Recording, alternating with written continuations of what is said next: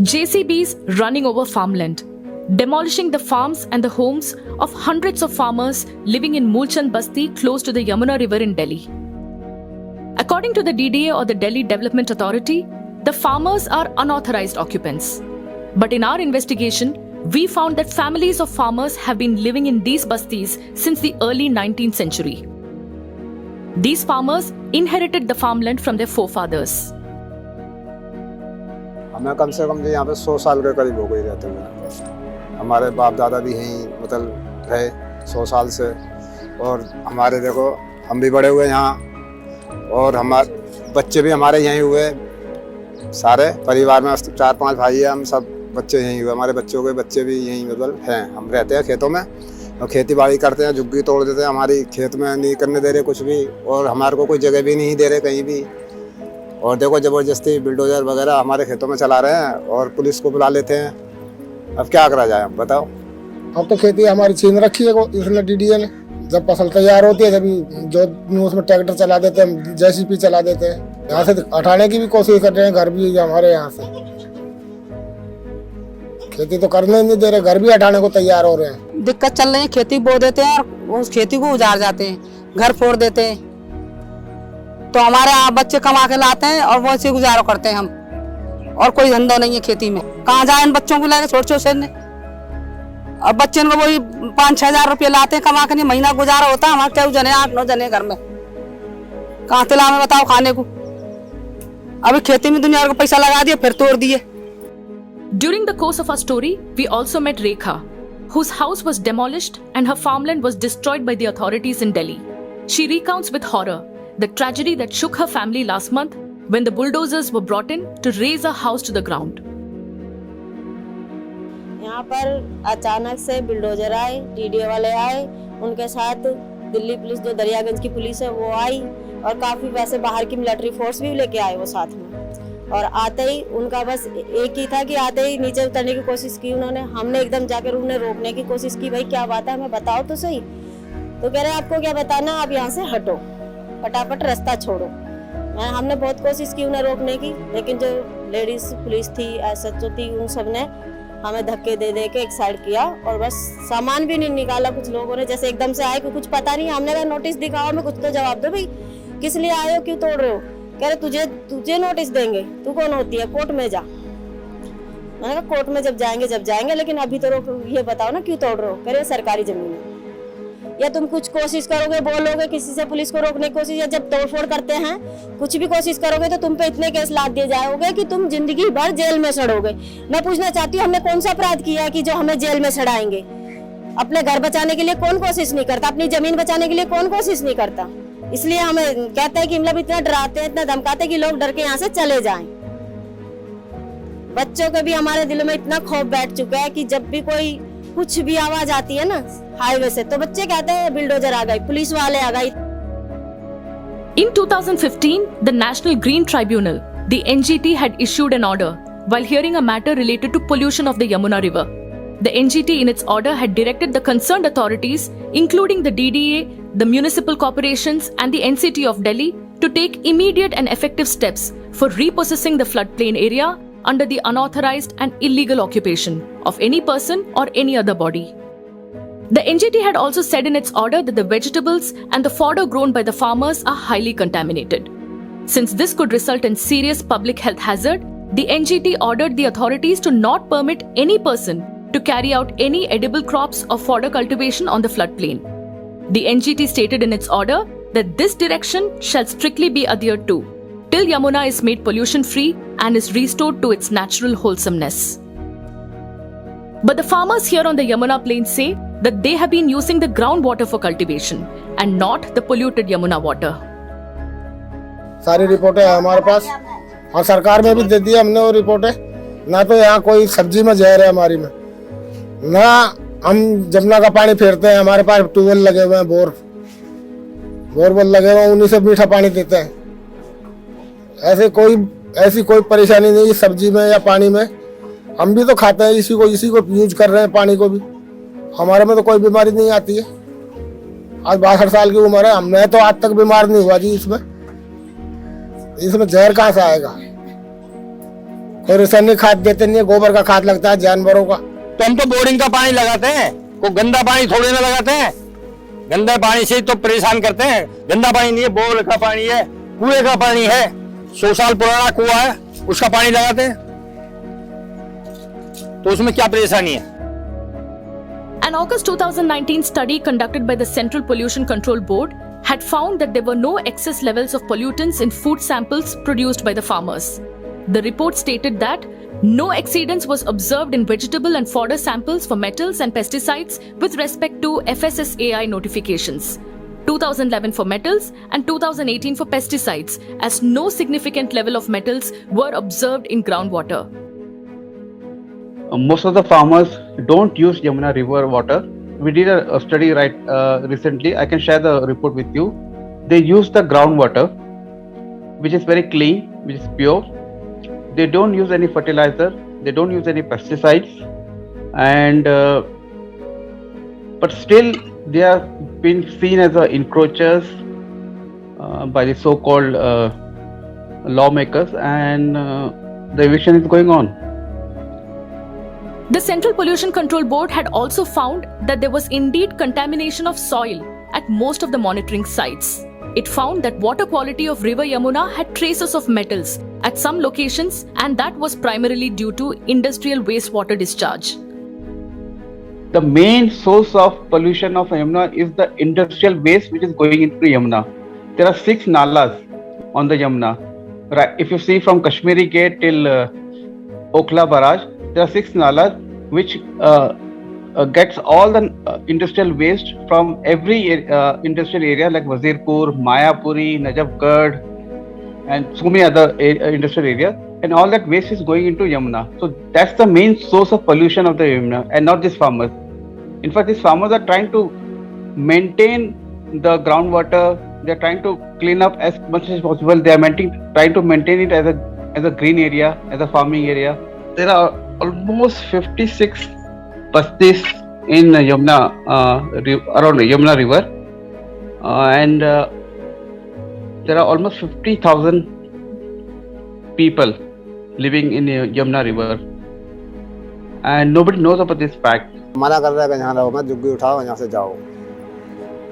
और जिसमें हमारे 100 साल से हम ये खेती करते आ रहे हैं, यहाँ हमारे दादा के मतलब बाबा थे हमारे, फिर हमारे पिताजी ने करी, फिर हमने करी है, अभी तक कोई मतलब सुनवाई नहीं है हमारी। अभी सारी फसल खड़ी थी हमारी, बोई थी हमने, सब उजाड़ दी हमारी पूरी फसल। ये देखिए पूरे पीछे खेत सब उजाड़ गए, और ये सामने थी हमारी पड़ोसी की जमीन खेती थी पूरी, ये सब उजाड़ के चले गए। ये सब उजाड़ दिया, हमारे पड़ोस के सब हैं भाई बंद हमारे, सबके खेतों में लूड़ो चला के चले गए।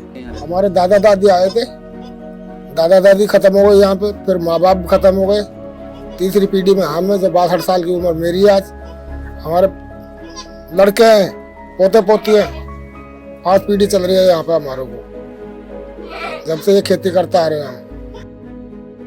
The farmers have documentary evidence of the tax they had paid to the Britishers before independence. Post-independence, they were paying their farmland-related fees to the Delhi Peasant Cooperative Multipurpose Society. Like for instance, this one, a tax-paid receipt of 1933. This one, another 1939 receipt. The farmers claim they have ample evidence to prove the land is theirs, but they say they are called illegal occupants and are being evicted from their own land, which they inherited from their forefathers. उन्होंने तुरंत फोड़ तोड़ चालू कर दी, जिसमें कई बच्चों को भी चोट आ गई है। उधर के जो 2-3 घर हैं उनमें तो सामान भी एकदम से उन्होंने तोड़ दिया, जैसे एकदम अचानक से उन्होंने इतना बुरा हाल करना शुरू किया कि जो सामान वगैरह, यहाँ पे जानवर भी हैं, हम जानवर भी रखते हैं, तो कुछ जानवरों को भी चोट आई है। जो बच्चे स्कूल पढ़ रहे हैं उनके स्कूल के बस बैग, कपड़े सब इस तरह उन्होंने धकोए हैं जैसे कि हम बहुत बड़े अपराधी हों। क्या हम देश के इसके वासी नहीं हैं? क्या हम भारत के नहीं हैं? हम यही रह रहे हैं। 1913 से हमारे पूर्वज दिखा रहे हैं कि हमारे पास कागज है, आप ये तो देखो, लेकिन दिल्ली पुलिस को देखो, वो कहते हैं स्टे लाओ, हम कुछ नहीं देखेंगे। स्टे अचानक से कहाँ आ जाएगा? मैंने हम कहाँ से, हम यही रह रहे हैं। हमारे जो पूर्वज है, तुम्हें 1913 से कागज दिखा रहे हैं, डीडीओ सन 57 में आई है, तो राज उनका है या हमारा है? कहते हैं कि जमीन हमारी है ये, और कोर्ट में जाते हैं तो कोर्ट में किसान जाते हैं तो डीडीओ वाले नहीं जाते, अपनी जमीन को बताते हैं जाए। हमारे बुड्ढे, हमारे ससुर, हमारे उनके बाप और उनके परदादा सब यहीं मरे। This eviction drive is happening in the heart of the national capital. The farmers claim their side is not being heard. Their pleas are falling on deaf ears. हम 100 साल से ऊपर हो गई है, अंग्रेजों के टाइम से 2007 से, जिस पर प्रूफ है। वो तो दिल्ली का नागरिक है, उसको तो बिना लिए दिए हटाया गया नहीं। और हम हो गए 100 साल से भी ऊपर, 3-4 पीढ़ी होगी। और ये तानाशाही करते हैं जब डीडीए का आते हैं। हमारे बुजुर्ग आए थे, हमारा तो जन्म ही यहीं का है। हमारा जन्म है ना, जो जन्म यहीं का है। पिताजी आए थे, उनके पिताजी आए थे, मतलब दादा परदादा से यहीं रहते आ रहे हैं 1913 से। लेकिन 1930 के और 31 से के कागज पूरे हैं हमारे पास। दादा परदादा से खेती करते आ रहे हैं और हम भी खेती करते आ रहे हैं और आज भी खेती कर रहे हैं, लेकिन बोने नहीं दे रहे, खाली पड़े थे वो खेत। ये खेत अब भी खाली पड़े हैं, आते धमकी देते हैं। The DDA officials has started coming to the farming lands and they started demolishing or damaging the crops of even the standing crops of the farmer. You can see it's a very, very heart paining kind of situation when you see okay, somebody is using bulldozer against the crops, and that's what the DDA officials were doing. They had been paying their lagan or pattas to earlier to the British government and the British time. Later on, then they started paying to the Delhi Improvement Board, which was before inception of DDA, which later on converted to the DDA. So DDA came into the picture 1957. Now the very, very valid question, how the DDA became the owner when these land belonged to, before the inception, belonged to farmers before the inception of DDA. We approached the DDA for answers. After several attempts, finally the concerned officials asked us to send them a questionnaire, which we did. But soon after, they stopped responding to our messages and calls. The farmers say today they are stranded and helpless. अब गुजारा भी करें तो हम कैसे करें बताओ, 2 पैसे की आमदनी नहीं है हमारे पास। अब जो एक आध बच्चा है वो जो बाजार में करने जाके वो कमा के दे रहा है, और हम खा रहे पड़े यहाँ पे सारे परिवार।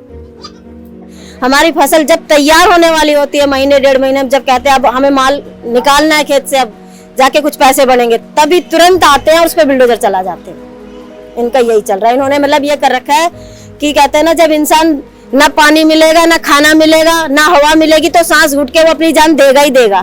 तो इन्होंने वो हाल हमारे साथ किया है कि बेटा तुम्हें ना घर का छोड़ेंगे ना घाट का छोड़ेंगे, तो तुम यहाँ से जाओगे ही जाओगे। लेकिन हम भी कहते हैं हमारी जान चली जाएगी पर हम यहाँ से नहीं जाएंगे। And the legal front, we are doing some more research on this, how a law can be applied on somebody like a person who is cultivating the land where I have a record from 1920 onward. Then why a law of 1971 of PP Act will imply on those people? How they are becoming unauthorized immediately by the declaration of the DDA? These are the legal questions need to be answered in the court. If it is a NGT has given an order in the name of environment protection, and their DDA is doing everything against the environment. For very example, I can tell you a very good example. Let's say DDA is making a regeneration park. It is a flood land. Maybe after 5 years, 6 years, 10 years, or any years, there will be a flood. All park will be in limbo. Then the DDA will again give another contract and make a money. Delhi Chief Minister Arvind Kejriwal has set a deadline of 2025 to clean the Yamuna river. But what about the farmers? The Chief Minister still does not have a rehabilitation plan for the farmers. 70 साल लगे यमुना को इतना गंदा होने में। ये 70 साल का जो खराब किया हुआ सारा काम है, ये 2 दिन में तो ठीक नहीं हो सकता। तो मैंने इस वाले चुनाव में, जब दिल्ली का चुनाव लड़ा था, मैंने प्रॉमिस किया था दिल्ली वालों को कि अगले चुनाव तक मैं यमुना को साफ कर दूंगा, और अगले चुनाव के पहले मैं भी यमुना में डुबकी लगाऊंगा और आप सब लोगों को यमुना के साफ पानी में डुबकी लगवाऊंगा। तो हमारे को जो परेशान कर रखा है, बहुत ही ज़्यादा परेशान कर रखा है। अब ये बताओ कि हम यहाँ से मतलब इतनी पीढ़ियाँ हुई है, तो हम जाए तो कहाँ जाए? ना तो हमें कोई मुआवजा मिल रहा है, ना कोई रहने के लिए जगह मिल रही है। रहने की जगह मिल जाती है यार, मुआवजा मिल जाता हमें, तो हम तो अपने आप ही चले जाएंगे। हमें तो मतलब ये है कि भाई हम इतने सालों से रह रहे हैं, आज हमें तो कम से कम ज्यादा नहीं तो 100 साल के आसपास हो रहा है इस टाइम पे, पर हमारी कोई सुनवाई नहीं है आजकल। ना तो मीडिया कोई आता है, ना मोदी जी कोई सुनवाई करते हैं, ना केजरीवाल जी सुनवाई करते हैं। हम तो बिल्कुल मरे पड़े हैं साहब। अब आपके जैसे साथी आते हैं, पूछताछ करते हैं तो हम ये बता देते हैं साहब, हमारे पास तो यही रोना है और कोई है नहीं। बच्चे पढ़ने के लिए परेशान, बच्चों के कपड़े भी नहीं निकालने दिए, बस्ता भी नहीं निकालने दिए, किताबें भी नहीं निकालनी थी, सब बहस महस कर दिया उन्होंने आके। सब बच्चे पढ़ते हैं, सारे पहली से लेकर 10वीं 12वीं तक पढ़ते हैं, लेकिन जिस दिन से तोड़फोड़ करी है उस दिन से एक दिन भी नहीं जा रहे बच्चे। कहां से जाएंगे? कपड़े सारे खराब कर दिए, दबा दिए मलबे में, किताबें फट गई, बस्ता फट गया, जूते फट गए, क्या कर सकते हैं? The Prime Minister recently spoke about how his government is providing homes to poor people under the PM Awas Yojana scheme. These farmers ask, why would any government at the state or the centre evict farmers from their homes and their farms and not even put in place a rehabilitation package? गरीब को अपना पक्का घर देने का ये अभियान सिर्फ एक सरकारी योजना मात्र नहीं है, ये गांव को, गरीब को विश्वास देने की प्रतिबद्धता है। ये गरीब को गरीबी से बाहर निकालने की,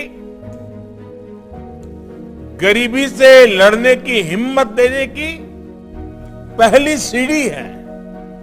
चलो हमारी जमीन ले रहे हैं तो हमको रहने की जगह तो दे सकते हैं। हमारी फसल उजाड़ दी इन्होंने, यूं भी नहीं चलो भाई हमारे कोई मुआवजा मिल रहा हो, कुछ नहीं मिल रहा हमारे को। कुछ नहीं, ऐसे कुछ नहीं दे रहे जी, कहीं भी नहीं, कोई वातावरण ही नहीं करता उसके बारे में। तो आज तक भी किसी ने नहीं कहा कि तुम्हारे को दूसरी जगह बसाया जाएगा।